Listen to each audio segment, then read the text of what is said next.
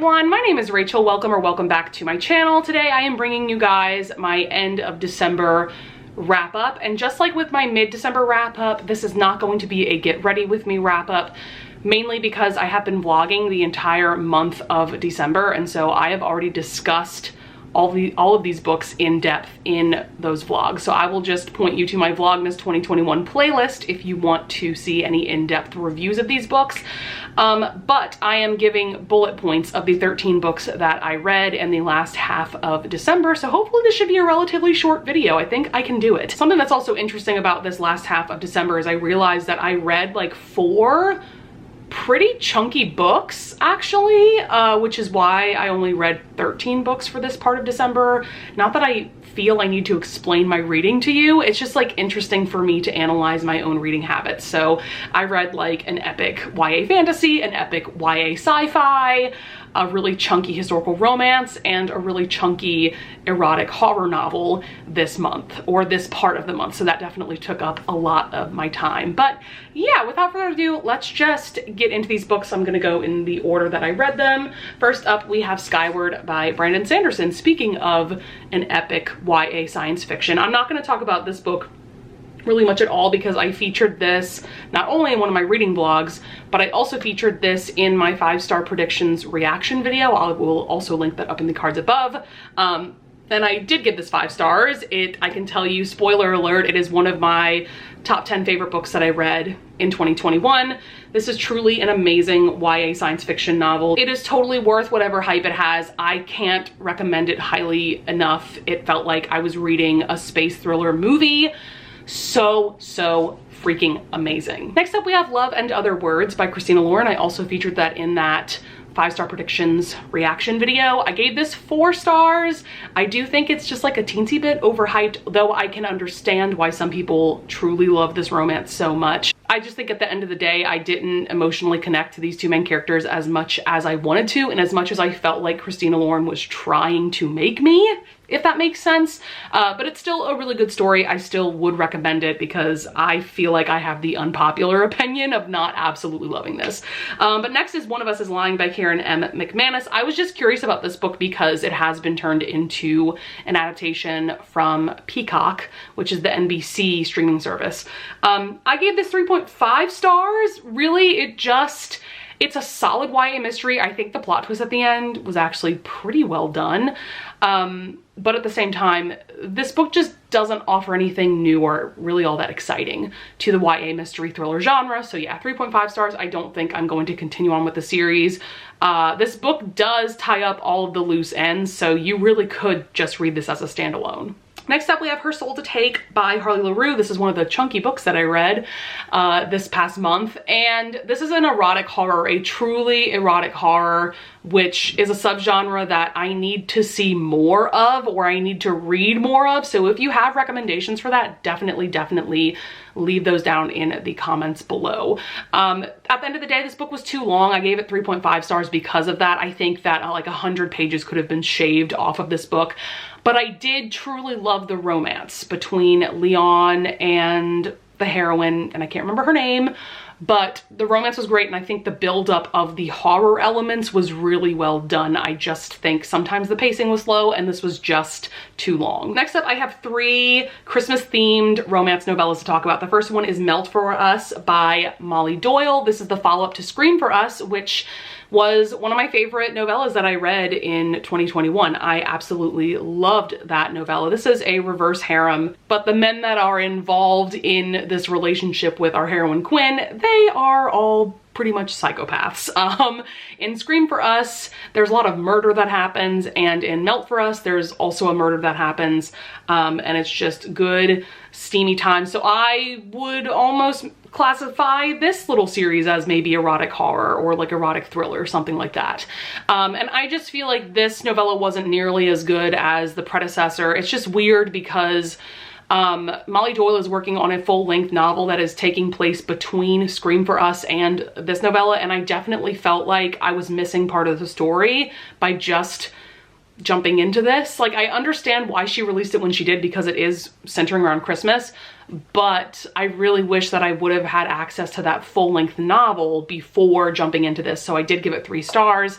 Next, we have Dipped in Holly. This is by the same author who wrote Games We Play, which was a novella that I really enjoyed this year. I liked this one as well. I think I gave it like 3.5 stars. What can I say about this? It's just a good smutty time involving an age gap, and we have a hero that kind of looks like Santa. So there you go. Like, there's really not much to say. And speaking of Santa romances, I also read The Naughty List by Ellie Mae McGregor, and I enjoyed this so much. I gave it 4 stars. I have read another novella by this author before. It's The Witch's Wolves, and I really loved that one as well. And this one was just great because I like the twist that Ellie Mae McGregor put on this Santa-like character. His name is Nikolai. He took over the job from his father, and both characters are middle-aged, and the heroine is plus size and a single mom, and it was just like the perfect balance of sweet and sexy, and I recommend. Next up, we have Duke Actually by Jenny Holiday. This is the follow-up to A Princess for Christmas, and I loved this one pretty much just as much as A Princess for Christmas. I also gave this 4.5 stars like I did that first book, and this one is pretty darn slow burn though. That's the reason why I didn't give this 5 stars, is that for me it was just like a little too slow burn. I feel like only Mariana Zapata can pull off a slow burn that slow. But this one is a great friends to lovers romance, and opposites attract as well. So we have Max. He's definitely like very outgoing, very extroverted. He's kind of a hoe, for lack of a better word.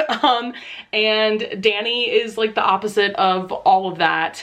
And their relation is that like Danny is the best friend of the hero from book 1, and Max is the best friend of the heroine from book 1.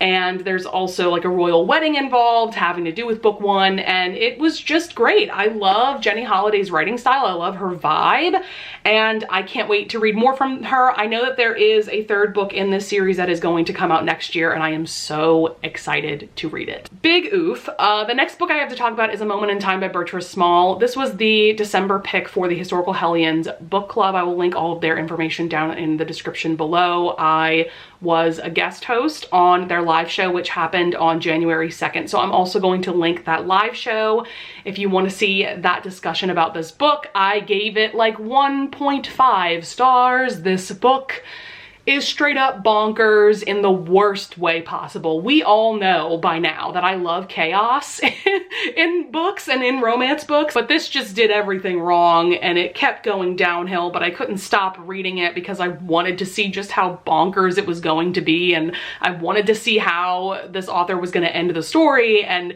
like I kind of really liked the ending, which is why I gave it 1.5 stars as opposed to just 1 star. But yeah, it's just, this book is a mess and I do not recommend it. Just being honest. But speaking of some books that I do recommend, because the last 4 books I have to talk about are all 5 stars. Next we have When She Was Naughty by Tessa Dare. This is a reread for me. This is just a really, really short Christmas historical romance novella. And this time around, I realized just how abrupt the ending truly is. I feel like I didn't remember that from the first time that I read it, but it's still a really adorable Christmas romance, kind of based off of Bridget Jones's diary. I love it so much. Like, this is probably going to become an annual tradition that I read this novella, because it makes me so happy, you know? So then next we have another epic book that I read. This is King of Scars by Leigh Bardugo. Book 1 in the King of Scars duology. Like I said, check out my most recent Vlogmas vlog if you want to hear my discussion about this book. But this is basically book 1 in a duology that is a spin-off of a spin-off in the Grishaverse, because we have the original Grisha trilogy, which was like Shadow and Bone, Siege and Storm, Ruin and Rising, and then the Six of Crows duology, and then this series, which primarily follows Nikolai Lantsov, who is the King of Ravka, Zoya Nazyalensky, who is his main general, and Nina Zenik, who was a major character in the Six of Crows duology and now works for Nikolai. And I love this. I gave it 5 stars. I think that this series is going in a really interesting direction for this world and for these characters. I personally loved the ending. I feel like some people are gonna hate this ending. I personally really loved it, and I'm excited to see what happens in the next book, which is Rule of Wolves.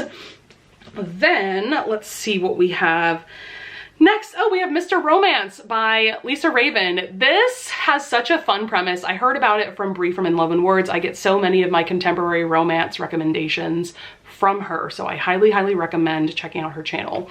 But this has to do with our main character, Max, and he is a sort of escort. He takes women out on dates, but he does not have sex with them. So essentially, he's just a really great actor because he can become like hundreds of different kinds of characters or types of men, depending on the romantic fantasy of the woman that he is currently taking out on a date. And so then we have Eden. She's an investigative journalist, and she hears about this Mr. Romance guy from a friend of hers, and so she decides to dig into this guy and his past, and she's convinced that he is just swindling these women out of money.